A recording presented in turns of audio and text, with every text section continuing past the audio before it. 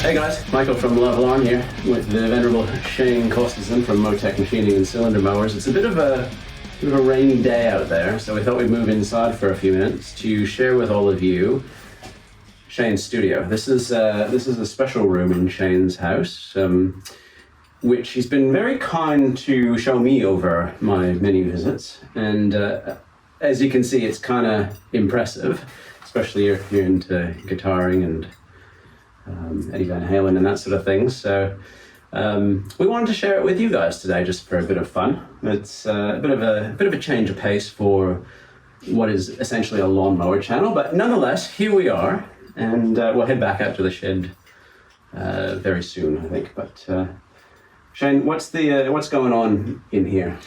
Well, time will tell, Michael, but there is a connection between Lawnmower World and where we're sitting right now, believe it or not. But that'll all come out. You are the connection. I think. I'm not sure that there is otherwise a connection, but okay. No, it will come out in time. But yeah, this is just another passion, and believe me, it's not dissimilar from collecting lawnmowers, to be honest with you. Yeah.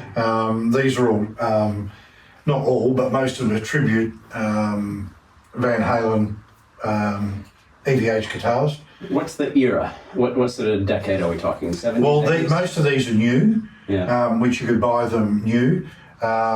This is a replica of Eddie Van Halen's very first strike guitar, which is 1978.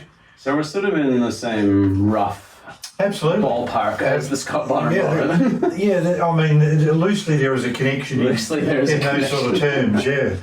Some people, and me included, collect unicorns or triple twin rails and what have you, and this is not dissimilar. This is the very famous replica of Eddie Van Halen's nicknamed the Frankenstrat, and this is where it started, but basically this guitar here evolved into this. Yeah. And this is a very well known, it's probably something that people recognise in music world instantly, yeah, by the strike nature and what have you. And this is something Eddie Van Halen concocted and made and used for many, many years. And it really is something that it's put together with bits and pieces of two different brands of guitar, and ended up as it is. It looks it. Yes, the switch supposed to be here, but when he pulled it all apart, he couldn't work out where the switch, how it was hooked up and soldered together. Yeah. So he just put it there. It's not even connected to the neck pickup, so we've only got the bridge pickup working. And he's very secretive back in the day, where we've got a tone knob here, which is not, it's actually a volume. But he went about misleading people because people started to copy him. Because he wanted to be doing his own, everyone wanted to be doing their own special thing back then. Well, yeah, but they a bit like this is the connection with Mower World loosely. Yeah. You've got copiers. Yeah. People copying. As soon as they saw it, there's people copying, yeah? And moving along, this probably came, I think the Bumblebee, as it's called, probably came in between, but this is something that Eddie created and used on tour for one song only. Yeah. And if people know music, Pantera was a metal band of the year, and the guitarist in that band was called Dimebag Darrell. Mm-hmm. He was murdered on stage in front of all the patrons, shot dead. And Eddie had not long. We're definitely diverging in theme here today, aren't we? Absolutely. But anyway, long story short, the original Bumblebee, which would be worth a lot of money nowadays, is buried with Dimebag Darrell. Right. This particular guitar here is now in the hands of Eddie Van Halen's son, and that would be millions and millions of dollars. We go on to the 5150, which is probably the most used guitar that Eddie worked with throughout his career. but the 5150 is made by Kramer. We go on to these here. These are Kramer guitars because Eddie was endorsed by Kramer, and it propelled Kramer to be the biggest guitar manufacturer in the world. The hockey stick, is that a Kramer thing? Or that's a Kramer thing in conjunction with Eddie Van Halen. One of my real treasures, well they all are, but this one here is a very rare replica of what is called the Circles guitar. Right, And as you can see, Eddie had that built by I think it was built by Kramer, it might have been built by Fender, for one song only. The song was called Unchained. He'd bring that out, play that for that one song, and then take back up his 5150. Yeah. These ones here, these two ones here, they're Kramer, but they're called a Music Yo. And that's a long story, I won't go into that, but basically they're 2000s vintage.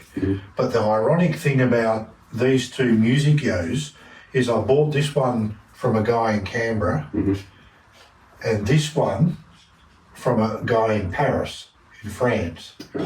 And when I looked at buying this one, I thought, I don't really need another one, I have one, but this has got the bullseye paint scheme, this is just straight colour. But the ironic thing about it is, the serial number on this, once again we go back to Scott Bonnar, the serial number on this... I got all of a good serial number conversation. The serial number of this is 05 216. Yeah. This one here from Paris, opposite ends of the world, is 05 217. They're probably built on the same day, the same year, the same day, in the factory. And there's just, and I just had to... You've got them. I've got them in sequential, and that's why I bought it. Probably the oldest original guitar I own is this Kramer here, and that's called an XL5.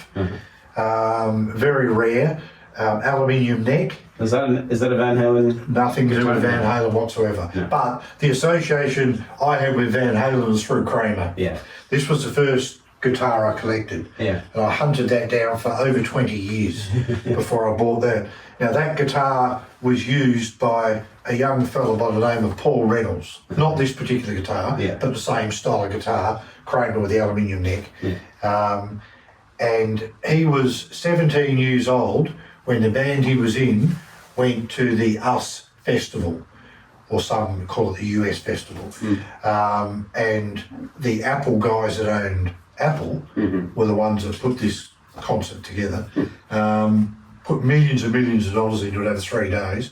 It was headlined by Van Halen, Black Sabbath, a host of other metal rock type bands on one day. On another day they had people like Missing Persons, Flock of Seagulls, Real Life, quite a lot of other bands on a punk new wave day, and I can't remember what the other day was. So they're themed for the 3 days. Well, Flock of Seagulls guitarist was Paul Reynolds. He was 17 years old. 17-year-old. What was I doing when I was 17 years old? 17-year-old playing in front of hundreds and hundreds of thousands of people with a Kramer XL5 guitar. So I went about many years ago going, I am going to collect the period correct equipment down to the last thing that Paul Reynolds used in the 4 or 5 years he was with a Flock of Seagulls. And we're talking new wave here. So they were competing with the Van Halens and Black Sabbath and all that era and genre of music. They were coming into what they were doing, a different genre in this new wave. MTV grabbed hold of it in their infancy, and one of the first bands that they propelled to stardom, if you like, was a Flock of Seagulls. And they were short-lived, infighting as all bands do. 2 brothers and everybody fought and it was disbanded. Paul Reynolds stated at age 20, I think, must have been 19, I think. He said he won't make 20 if he stays in the band. He's telling, isn't it? So he left. He's just come out of he was in a coma for a while. He's quite ill. still alive in England, doesn't play or anything like that anymore. But I have the XL5 Kramer that I bought from a place called the Music Farm in Ohio, in the US.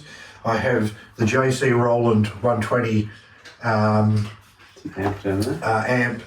set up.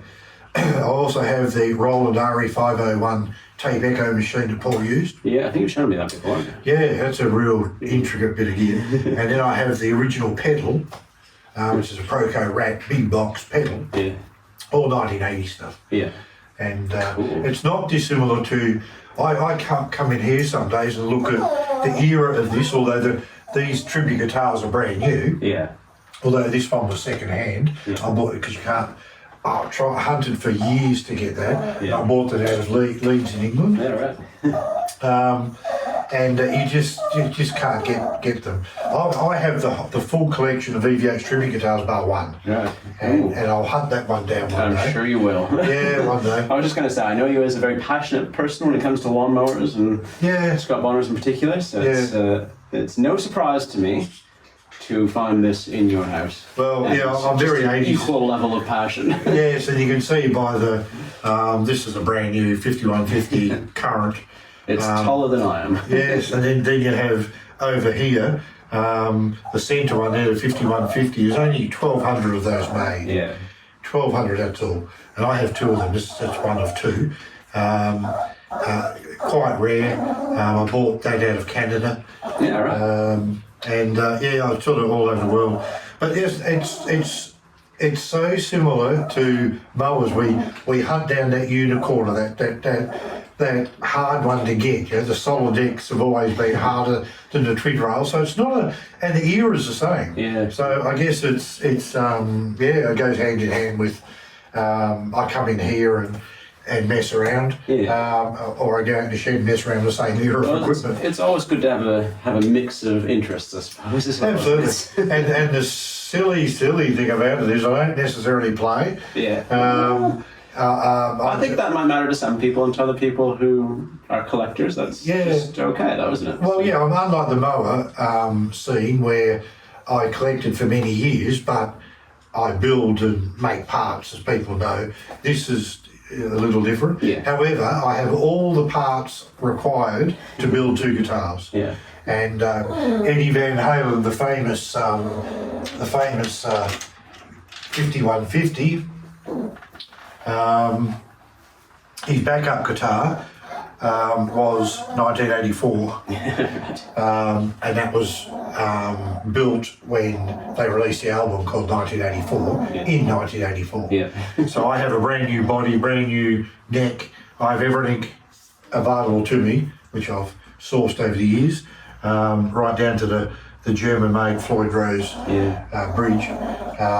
So I'll build two guitars, one being his 1984 and the other being a guitar that he had built by Kramer for the song called Hot for Teacher. All right, yeah. Now, that guitar was gifted to his brother Alex, who played drums in Van Halen.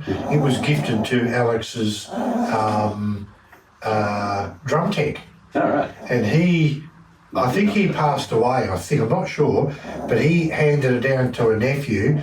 The nephew sold it to a guitar shop. Then it went to someone else, and then it went to someone else. Now, So it's on its way here. I wish it was. It Just hasn't quite arrived yet. It recently went to auction. It recently went to auction and was sold for 3.9 something or other, 7.5 I think $million, and a collector bought it, and I'll build a replica of that very guitar. But that's what those sort of things are worth. Yeah. And these are still, this one's still available new. Yeah. Most of these, of the replica EVH you can buy new. This one you can't. The Music Yos you can't. These are just Kramer 1984 reissues. Yeah. This one is very rare. It's got the one scratch on it, but it's very rare. These, not in my time, but they'll be worth a lot of money one day, and I won't ever realise that, but I don't know where they'll end up when I'm not here. I'm hoping one of my little nieces or little nephews goes music mad. You know, and Well, it seems like you're having fun with them in the meantime, though. yeah, but there is a connection. Trust me, there is a connection with what we have here. This is a beautiful red catcher and frame of Shane's down here. Trying not to get my sticky fingers all over it too much, but I think it's in frame. But if it's not, obviously a Moteck frame. It's a brand new frame. What's the colour on here? It's called Flame Red. Flame red. Yeah. Yeah, very nice. Which is very nice. It Yeah. actually belongs to a client of mine. Yeah. So he's chosen that colour because it's the same as his motorcycle.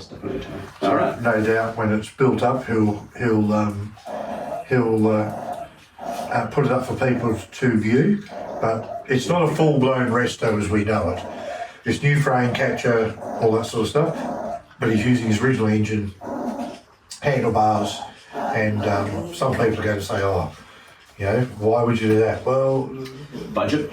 well, yes, budget constraints, but the guy's pretty smart. And I say that because he's putting money into the foundation, Yeah. and he can bolt new stuff onto it Yeah. as Whenever he wants to. whenever he wants, you know, rather than... Because it doesn't all have to be everything all done right up front. No, that's right. But if you start with a foundation, you can add to that. Yeah. If you don't start with a foundation, if you start with a welded up frame that's going to crack and break up, I mean, to me, that's the wrong way. These guys have got it out the right way. Yeah. Beautiful piece of work this is, Shane, as always. Yeah, they come up quite nice. Good, That's powder coated by a local powder coater. We were talking earlier about the match between the reds, weren't we? Yeah, we were just looking at it, and it's not too far off it, is it? It's Pretty darn close. it's pretty darn close. But, And I think maybe that's because this is matte as well, you know? yeah, I don't know why they did this replica in matte. It doesn't look anything like the original 5150. Yeah. And as you can see, like this one is relic. Yeah. See all the pieces missing out? That's supposed to be like that. Yeah. So is that one. So they actually relic. They're actually made in Mexico Yeah. by Fender Yeah. under license with EVH. Yeah. Because EVH is tied to Fender. Yeah. And Right. Eddie Van Halen is not here anymore, yeah, he hooked in with PV in the 90s, and then when that no longer worked for him, he went to Fender, and then the tribute guitars started to come about. So it's great. We've got. So I wish we had something of Mr. Bonnar. Yes. You know, we have these machines Yeah. that are always going to be there, we're always going to enjoy, Yeah. but you never see much of Scott Bonnar himself. You know? You don't, do you? And Malcolm, his dad, I think his dad's name was Malcolm. Yeah. I've got some old photos of them in Yeah. their very early shop in South Australia. Which are kind of precious in their own way, but it's just it really Absolutely. doesn't give you a Yeah, sense of yeah, really who they were or yeah, what their goals and aspirations were, other than making yeah. Mowers, I guess, right? A great product. You know, and Eddie Van Halen was one of those people that he hooked in with people like Peavy and Fender, so he could offer the ordinary guy one of his products like Yeah. he uses. Which is really cool, isn't it? Yeah, it is. Like, I mean, considering, you know, he's a man of great talent, Absolutely. and Yeah. to sort of think of, you know, beyond his own little Yeah. bubble and think like, oh, maybe someone else might want to play one of these. You Yeah. know, it's pretty awesome, isn't it? Well, the interesting thing is his Hot for Teacher guitar, which is very similar to this. Yeah. The Hot for Teacher guitar sold for over $3.9 million. It's not his most famous guitar. This is. Yeah. And it's people have said, well, that's probably $10 million. And it was actually on display at the Met in New York for some time. It's very Met, isn't it? Yeah, it is. It's one of those things that I think I think he's the third highest guitar ever sold. I think one by Jimi Hendrix, I think fetched around that sort of money, a little bit more. Yeah. And another guitarist out of Pink Floyd, his name evades me at the moment, he sold the black Strat that he used back in the 70s and so on. Yeah. I think that sold for $4 million even, I think. So it's Someone's lucky out there. well, I've got a brand new, as you well know, Michael, a brand new Rover It's never been started, never been put on the ground. Sitting out there brand new. I wonder if that'll get to 4 million. Yeah, well, one day, the way things are going. Who knows? Well, I guess let's say thank you to everyone for joining us here on Love Guitars, and just something a little bit different, guys. I guess I've been wanting to shoot this video for a while, so it's a good opportunity today.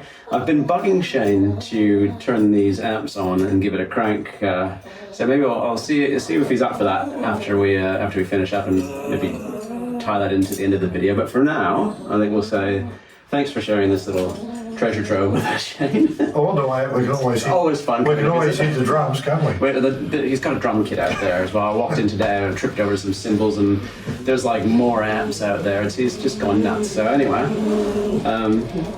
great to spend some time with you, Shane. Okay, well, let's head out to shoot, Michael. I think the rain stopped. Go do some lawnmower stuff. Oh, it's been bucketing down all day. It's been hopeless. So we'll go out there and have a go and see what we can see out there. Sounds good. Thanks for joining us, everyone, for this one. Feel free to subscribe, like the video if this was your thing. I know there's a few guitarists out there who watch the channel and might appreciate this content. And for the rest of you who've made it through, thanks for hanging around as long as you have. And we'll see you soon. Thanks, Shane. Thanks, guys. Thanks, Michael.